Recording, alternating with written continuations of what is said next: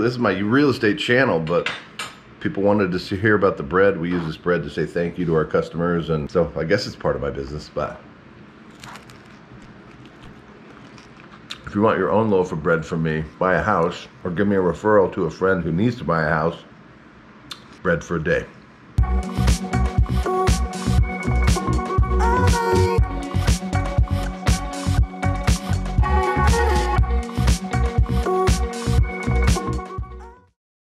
Okay, so it's the end of the day, and I'm gonna feed my starter. I do this every day. If I've baked in the morning, I'll have about that much starter. Jelly jars are perfect. They're smooth on the inside. You can see through the side to see how much the starter has grown overnight. And they make a perfect 100-gram starter for my bread the next day. So this is perfect for the recipe that I use. The recipe that I have in the notes will be perfect for this. I'd recommend it. We put it on the scale. We work in grams. And I put in 50 grams, 50 to 52 grams of water. If you go over, it's fine. I like to stir it up a little bit. As you can see inside of here, I'm breaking up the starter that's in the bottom and on the sides. I use all-purpose flour. It's nothing special. I think it's organic, but I don't think that matters, honestly. I zero it out. And I'm shooting for 50 grams of flour to match the 50 grams of water.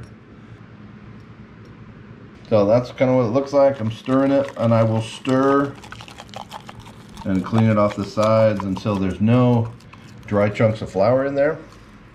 And I just have a little ball of that starter, which is basically dough, in the bottom. So then we put the lid on, screw it on lightly. So we're gonna put that on the countertop. It's the summertime, so it's warm enough for it to grow overnight on the counter, and in the morning we're gonna make another batch of bread and start the whole cycle over again. Okay, so it's first thing in the morning. We're gonna take our starter that we started last night. See how nice and bubbly that is? I'll take it off, I'll show you. So it's a little bit domed on top. You can actually see some of those bubbles popping. 350 grams of water. I just use water out of the sink, out of the tap. Some people use filtered water. I haven't found that it matters for me.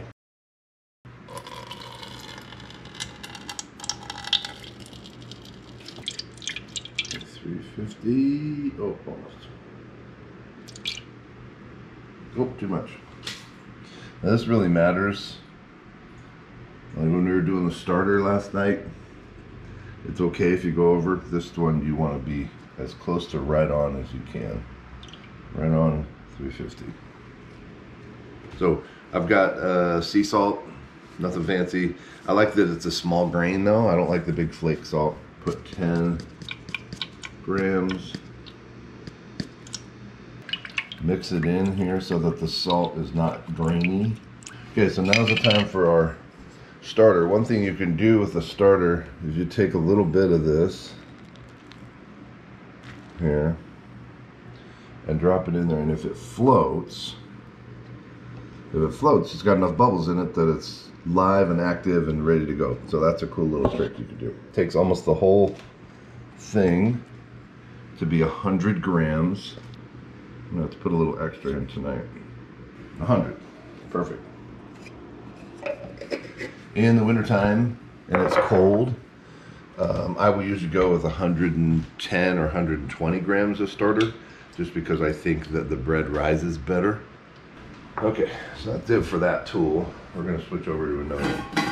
So now we're gonna start adding the flour. So we use bread flour just straight out of Costco. And we're just gonna go to 400 grams of white bread flour. Oh, too much. We wanna keep this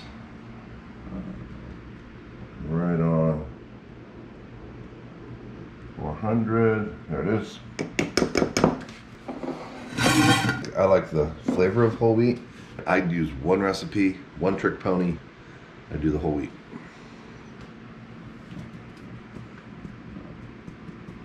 That's usually almost exactly half a cup. Yep. There we go, 100 grams. So I like using this Danish dough hook. I got a little bit of Danish in me, so it makes me feel like I'm connecting to my family heritage when I'm making bread. But that's just what they call it. I don't know if the Danish actually had anything to do with it. does a really good job of incorporating the wet with the dry without being over. You don't have to stir it too much. So it's getting kind of clumpy, and you want to incorporate as much of this dry stuff as you can. Flip it over. I see people mix with their hands too. I just think that's gross. So I'm getting pretty close here. It's got some dry patches you can see on the outside, but for the most part the flour's incorporated. It's a little dry here, it's a little moist here. What we're gonna do is push this off and we're gonna let it sit. We're gonna go load surfboards in the truck and then come back in, and I will show you the next step to get it ready to start to proof. Okay, so this has been sitting for about 15 minutes. It doesn't necessarily need to be sealed, so you don't have to use plastic wrap, but you can loosely. So this is our dough. It is not fully incorporated yet, so there are some really sticky, gooey parts right here, and then some dry parts over here. And what we're going to try and do now is mix and turn. I'm lazy. I want to use one bowl. I want to be able to do this 2 or 3 times, put a lid on it, go to work, come back, put it together at night. Okay, what you need for this step is your hand and a spray bottle. You see I'm already stuck. It's really sticky, gooey. So I spray a little bit of water on my fingertips so the dough doesn't stick to me as much. And then you're going to scoop with your hand down here in the bowl, get all the way to the bottom, and then stretch it a little bit. You're going to go try and do quarters. So we did here already, we did here already. We're going to go there and there next. So we're going to scoop up, stretch it a little. See how it wants to rip right here? I'm stretching it too much. That's not good. You don't want it to rip. Just like that. A little bit of stretch. This is really early in its life right now, so that's really wet dough. Okay, so I'll do like that. Then I pick it up, kind of drag it a little, and I want to try and get it to the point where I can do one of these. I slap it down, give it a little stretch here through the middle, then flop it over. Then I grab it again and go like that. It's called a slap and fold. Slap, fold. Slap, fold. See how it's starting to come together? Look how smooth that is now. It's amazing. Just 2 or 3 of those slap and folds, and it just starts behaving like dough. Now, you'll know it's time to stop when you see here. You can see the dough start to rip. It's starting to kind of pull a little bit. It's time for me to be done with my slap and folds and just tuck it away and let it chill. I'll set it down on this end and then sort of tuck this other end in. I roll it forward like that so it's nice in the middle of the bowl. Give it 3 sprays. It's going to sit for 45 minutes to an hour. We're actually going surfing for a couple of hours, so it's going to sit here until then. When we get back, we'll do that process again. We're looking at our second slap and fold. It sat there for about an hour, hour and a half.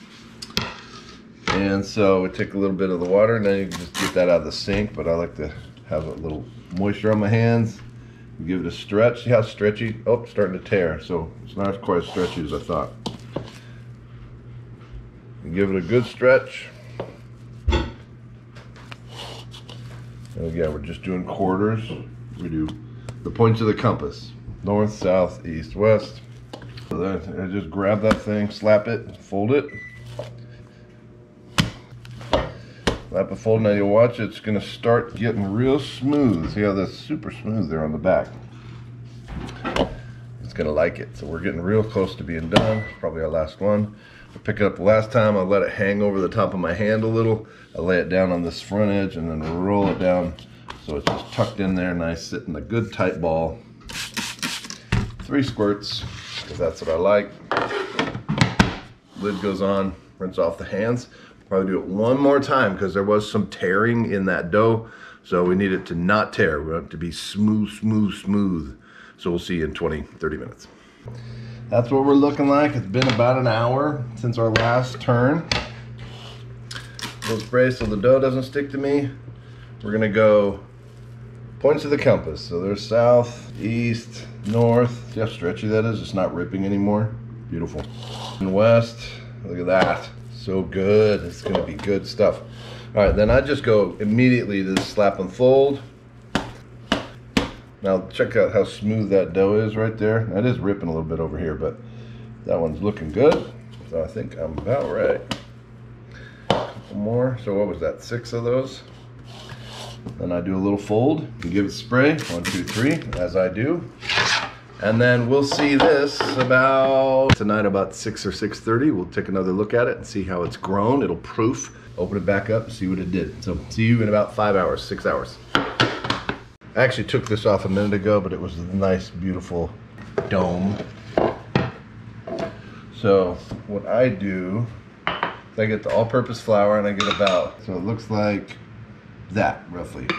I go like this. With one hand, I work towards the left. In your screen it'll be towards the right, but I work towards the left. So in the end we're going to need this flour over here.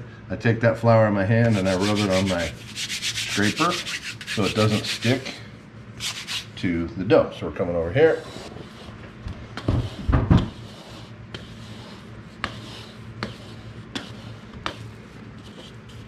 Now shake that out onto the lightly floured part.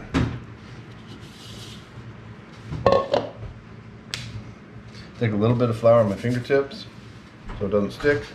And just stretch that dough out. I don't want it to be like pizza thin, but it needs to be kind of stretched out. About like that. I let it sit for a minute or so. Kind of gets used to being stretched out. And then I start to take this, like that. And we're going to roll it up. Now this is the shaping part. This is a little sticky, you can see. I'm just going to roll it in that flour.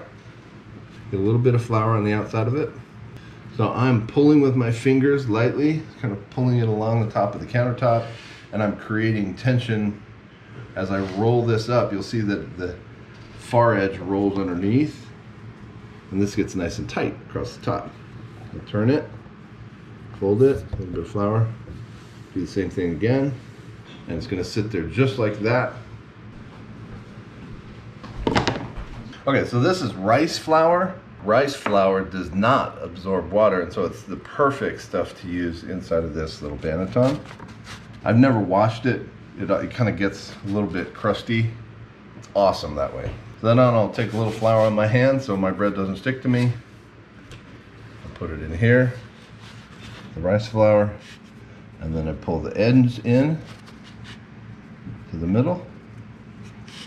And I kind of create a little stitching. So I'll go crisscross like that, crisscross like that. And you gotta kind of pinch it all together because it just does that. Okay. So it wants to look like that. I can see here on the sides where it's kind of sticking, so I'll pull it away. Put rice flour down in there.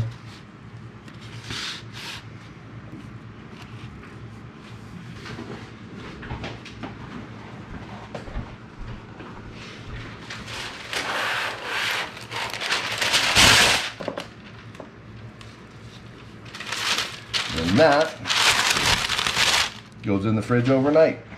Okay, so the bread has cold proofed overnight. That's kind of what it looks like. It's got a little crust on it.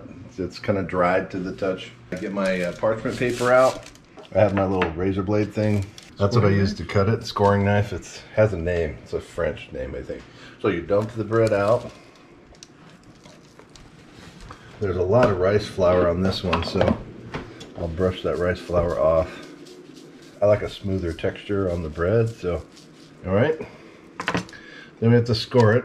Then when I score it, it's gonna expand where I want it to. One long one and then 3 little side vents, basically, so that the bread doesn't explode. And for me, that's done. Ready to go. Steam makes the bread really expand quickly.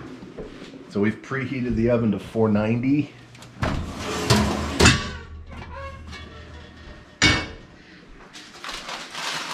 Just drop that bread in there. And then I get those ice cubes and I drop them in here. You can hear them sizzle. And that'll create steam inside of that pot. Alexa, set a timer for 20 minutes. Our 20-minute timer just went off. And now's the time for us to pull the lid and change the temperature. We're going for another 25 minutes after this. Let's see how we did. All right, that looks pretty good. Not my most explosive loaf, but a good one. So then we're gonna go back to bake 450. Alexa, set a timer for 25 minutes. And now our timer went off after our 25 minutes, second timer at 450, or in this case 445.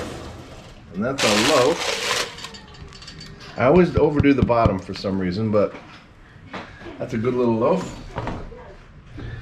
And then I just get this pot out of there.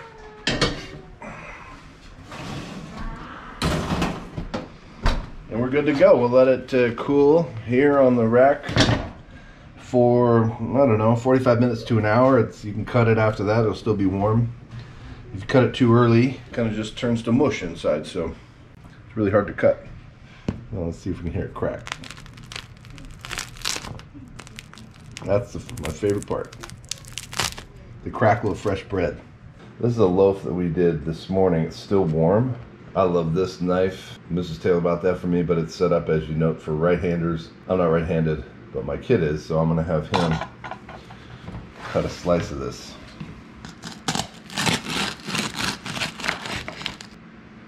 Give me a piece of that too.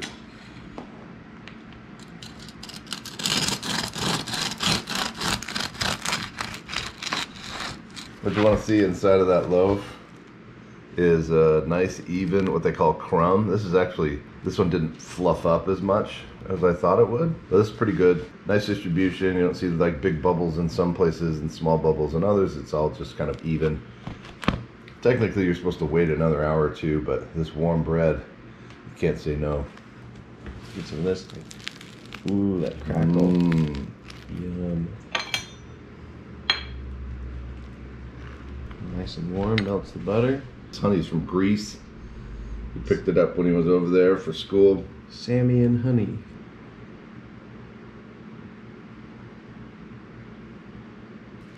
Go, take a bite. What do you think? That's so good. That's so good. Hey, mine's getting cold. Oh yeah. I was gonna do jelly. This is the jelly jars that we use. Bon Maman. I just soak those labels off the front, and it's perfect for putting sourdough in there. Sourdough starter. How much jam do you like? I like that much all over. I'm a to the edges guy. There we go.